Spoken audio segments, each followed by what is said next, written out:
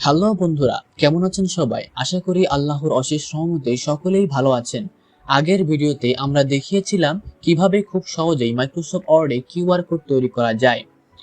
আজকে আমরা শিখব কিভাবে খুব সহজেই মাইক্রোসফট ওয়ার্ড ব্যবহার করে বারকোড তৈরি করা যায়।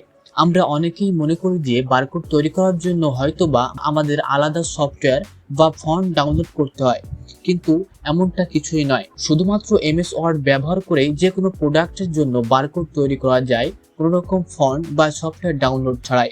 চলুন এই কার্যকরী ও জাদুকরী ট্রিকটি শিখে নেওয়া যাক।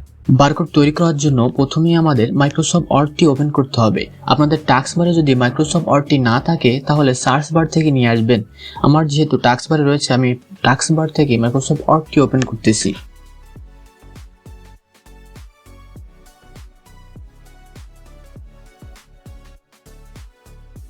মাইক্রোসফট ওয়ার্ডটি ওপেন হওয়ার পর বারকোড তৈরি করার জন্য আপনি কিবোর্ড থেকে প্রেস করবেন Ctrl+F9।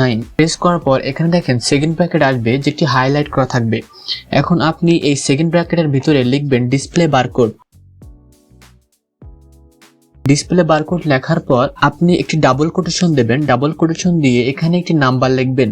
এখানে যে নাম্বারটি হবে আপনার বারকোডটি স্ক্যান করার পর সেই নাম্বারটি দেখাবে।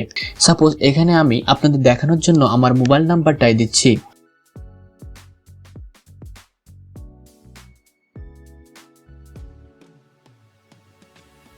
নাম্বারটি দেওয়ার পর এরপরে আপনি দিবেন একটি ডাবল কোটেশন। ডাবল কোটেশন দেওয়ার পর আপনি এখানে লিখবেন কোড 128। লেখার পর এখানে সিলেক্টেড বা হাইলাইট করা টেক্সটের ওপর আপনি আপনার মাউসের রাইট বাটন ক্লিক করবেন।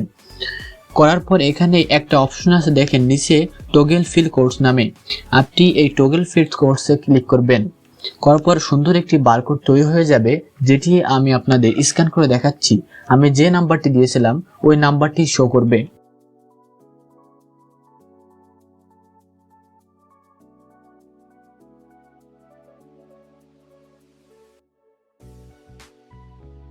দেখলেন তো, কোনো ঝামেলা ছাড়াই কত সহজেই বারকোডটি তৈরি হয়ে গেল। ট্রিকটি যদি আপনার ভালো লেগে থাকে এবং কাজে আসে তবে ভিডিওটিতে একটি লাইক দিতে ভুলবেন না। আর পরবর্তী এমন সব চমৎকার টিপস পেতে চাইলে এখন এই চ্যানেলটিকে সাবস্ক্রাইব করে রাখুন। দেখা হবে পরবর্তী ভিডিওতে। ধন্যবাদ সবাইকে।